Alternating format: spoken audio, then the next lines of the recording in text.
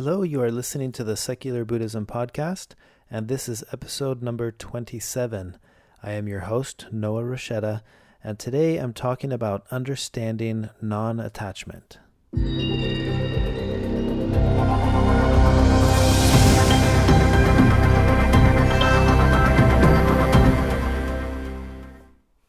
Welcome back to the Secular Buddhism Podcast. This is a weekly podcast that focuses on Buddhist concepts, topics, and teachings presented for a secular-minded audience.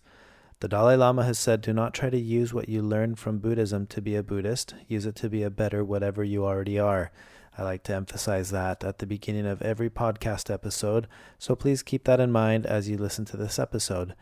And remember, if you enjoy the podcast, please share it with others, write a review or give it a rating in iTunes, or if you're in a position to be able to help, I would really appreciate it if you could make a one-time donation or become a monthly contributor to the podcast by visiting secularbuddhism.com. So let's jump into this week's topic. Understanding non-attachment. This is a topic I wanted to discuss because it's come up a few times in recent workshops that I've done, where the understanding of non-attachment is, I think, a little bit misconstrued.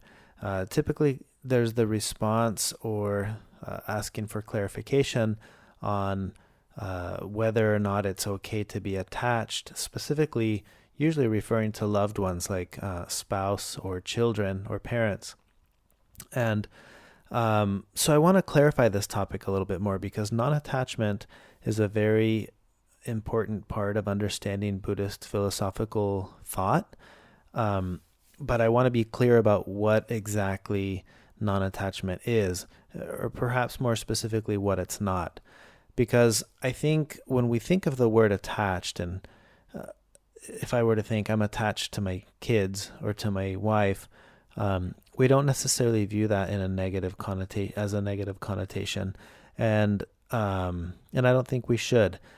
The type of non-attachment that's being talked about in Buddhist thought has less to do with what you own or what you hold on to versus how that holds on to you. So, for instance, I heard a recent quote that said, non-attachment doesn't mean we don't own things. It means we don't allow things to own us. That, in a nutshell, is the type of non-attachment that we're talking about. A Zen master put it pretty simply. He said, everything breaks.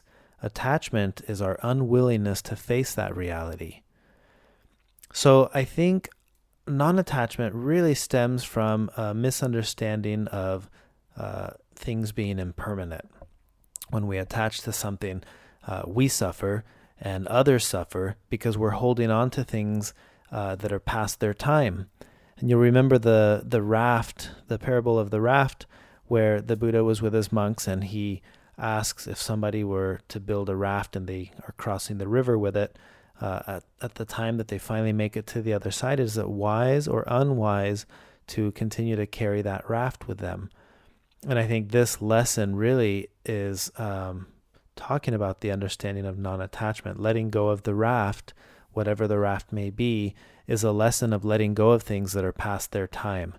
And that is essentially the understanding of non-attachment.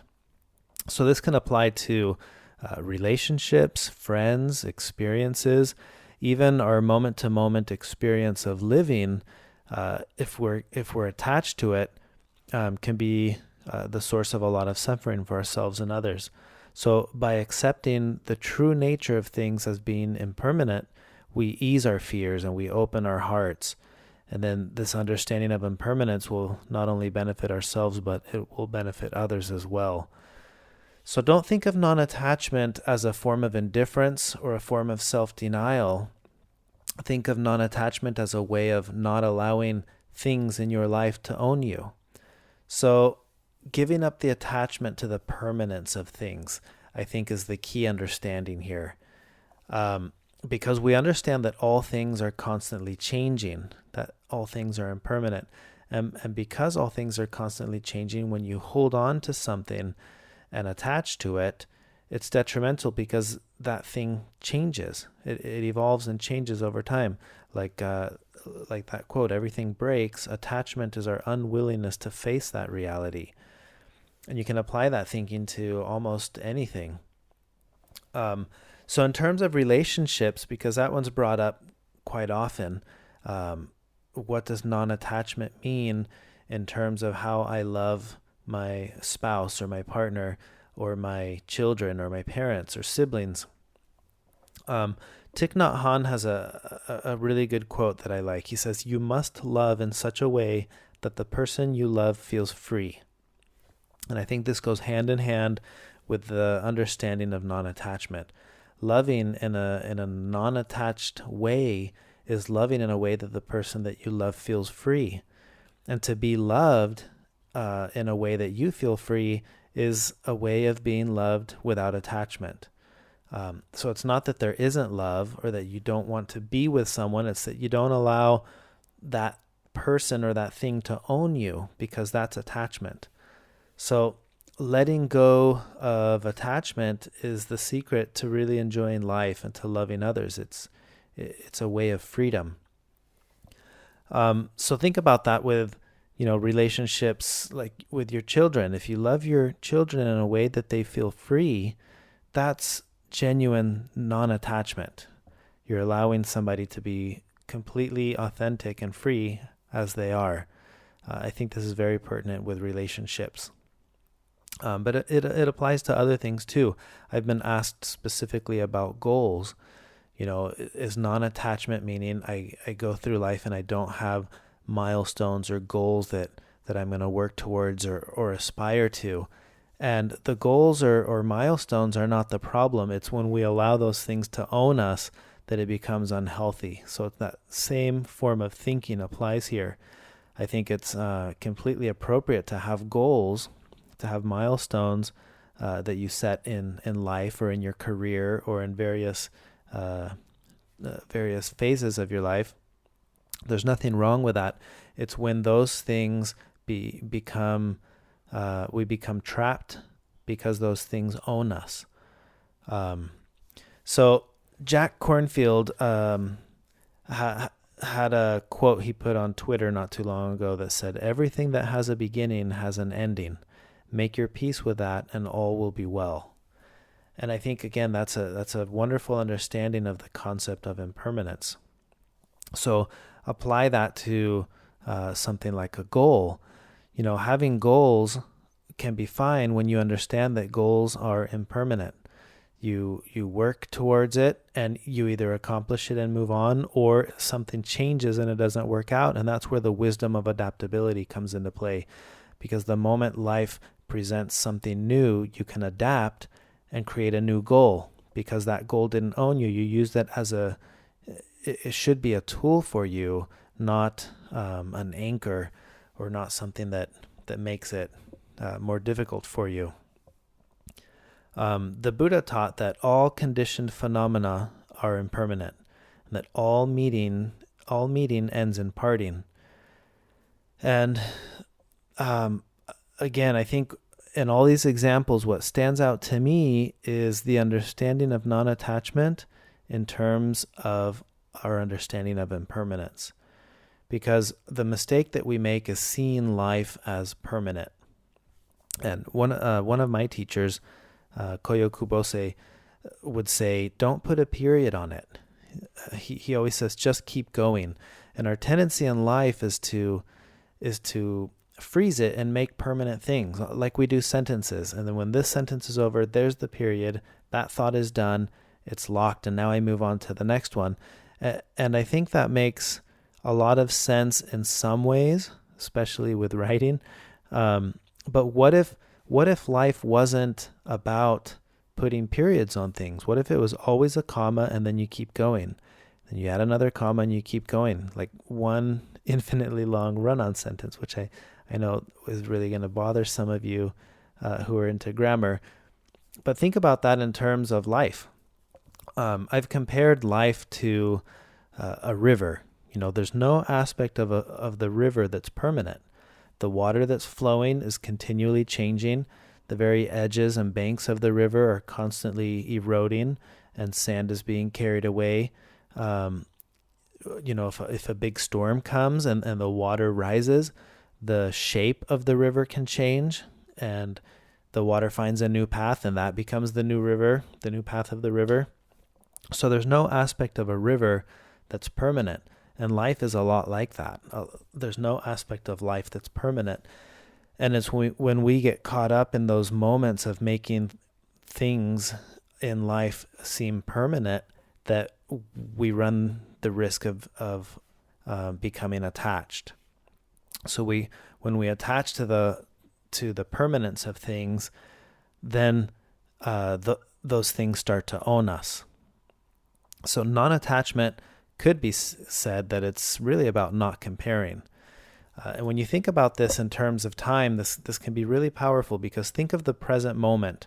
What if we allowed the present moment to be free as it is, without comparing the present moment to a previous moment or to a future moment? We just allow the present moment to be completely free to be what it is, right here and right now. And we're not very good at that. Our tendency is to compare the present moment to a past moment or to a future moment that we anticipate.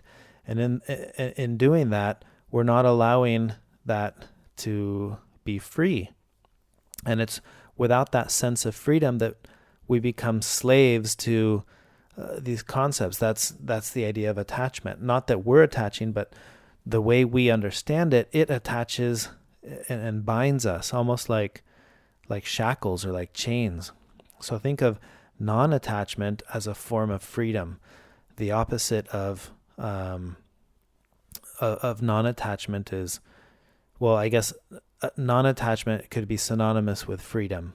So think of it that way. And the opposite of non-attachment would be a form of being bound or chained to whatever it is. It could be ideas, relationships, the present moment. There are several things in life that can come up that non-attachment would be a much healthier way to approach it than the path of attachment, which I think in a lot of cases is more common.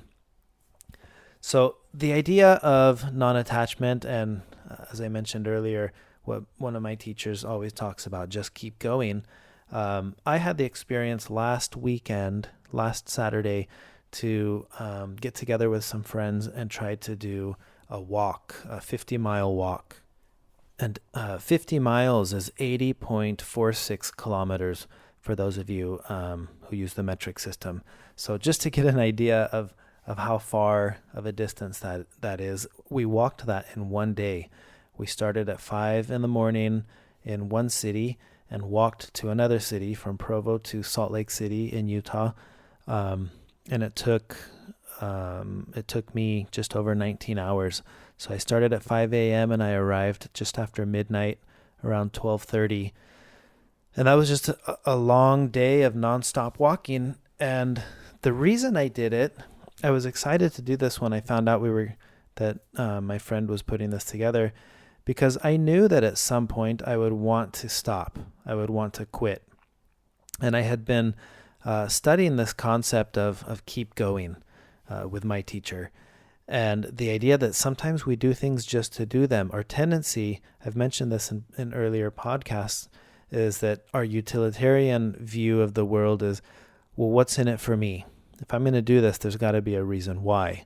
Either I get a trophy, or I get, even just to be able to say that I did it is still a reason to do it.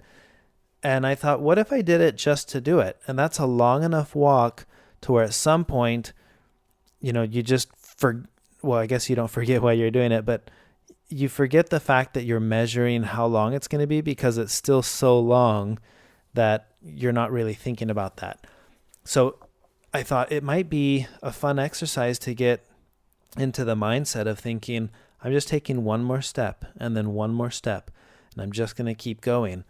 And practicing this form of understanding impermanence. This moment, this step I'm taking ends, and it ends the moment I take the next step. And then that moment is also impermanent. It ends the moment I take the next step. And overall, that's how the entire walk kind of turned out to be for me.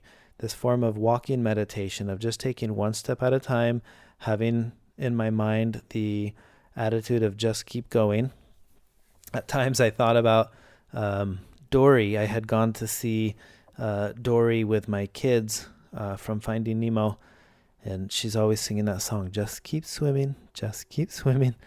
And I had that popping into my mind on multiple occasions during the walk to just keep going, just keep swimming. So I finally completed that. And for me, it was a form of being unattached to the permanence of the situation of walking. I think it's easy to think, okay, here's the start of the walk, and then there's the end of the walk. I knew it was going to be about 20 hours was my goal. And I think sometimes there's this attitude, I know that I was certainly thinking this, of enduring. I'm going to endure this. And enduring things in life is one way to view things, but I like to think of it as understanding that what I'm going through in the moment is not permanent. This too shall pass. I've talked about that.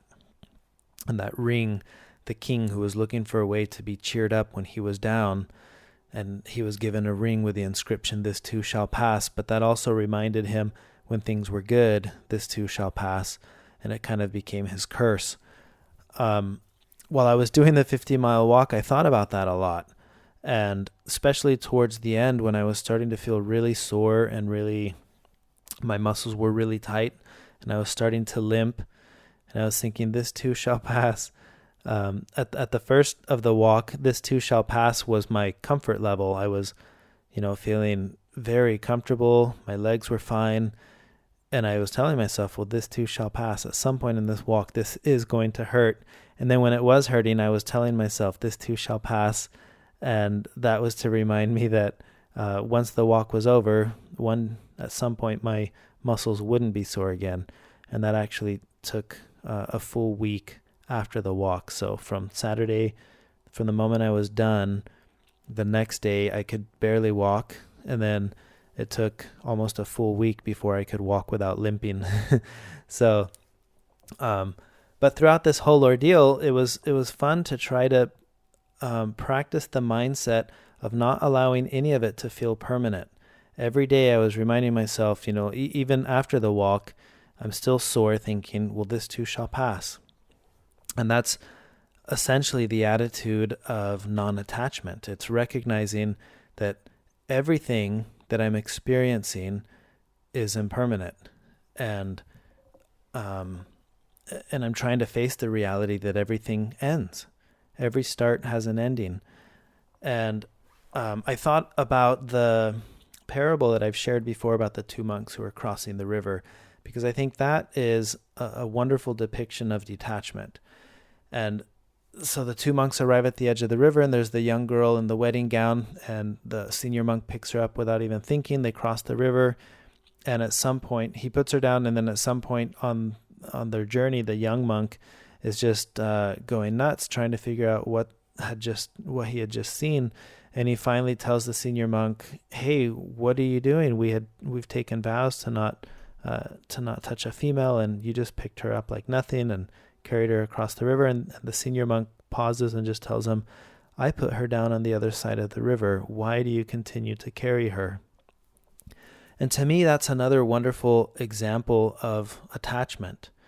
When something has gone beyond its time, it's past its time, we have a hard time letting go because we're attached. And non-attachment is being able to do what you need to do in the moment, like the monk putting the girl on his back. And then when it was done, and he let her go. So I would invite you to think about this topic and ask yourself, what are you attached to? And maybe an even stronger way to word this to make it more clear what I'm trying to get at is, what are the things that currently own you? What are the things that control and currently own you? This could be emotions. If you're still angry at something that happened in the past, or at someone, or take a look at your life and ask yourself, what is it that currently owns me? Because if you feel a sense of something that owns you, there's attachment there. And that's a great place to start with practicing non-attachment. What can I try to detach from? Well, try to detach from the things that you feel that own you. And this doesn't just have to be the negative things. It can be anything that you feel owns you. And with relationships, this is incredibly powerful. If you were able to have a non-attached, loving relationship with your spouse or with your parents or with your children, what would that look like to love someone in such a way that the person that you love feels free? What would that look like? And what would it look like if you felt that you were loved in a way that you felt free? And, start by offering that to someone else, offering that sense of freedom to the person that you love. That's a form of non-attachment. So I hope that kind of clarifies the topic a little bit about non-attachment, rather than thinking of non-attachment as I don't own anything, or I'm not going to have anything in my life. I'm going to give everything up. Consider that non-attachment, it has more to do with not allowing the things that you do have in your life to possess you or to own you. Think of it that way, and then look for what areas or things in your life right now feel like they have a sense of attachment for you. I'd love to hear about this in the comments and see how it goes for you as you discuss this or as you explore this a little bit. And then I want to remind everyone, only because we're getting closer to the date of this humanitarian trip that I'm doing next January 26th through February 4th. If you're interested in learning about that, please reach out to me. You can learn about it on mindfulhumanitarian.org, or you can reach out to me. I've mentioned this a few times, but you can find me on Facebook. My username is Noah Rochetta, so Facebook.com/Noah Rochetta, or on Twitter or on Instagram. I have the same username in all those places. Or you can always reach out to me by email.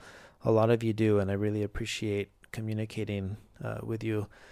My email address is noah@secularbuddhism.com, so you can find me on secularbuddhism.com, of course.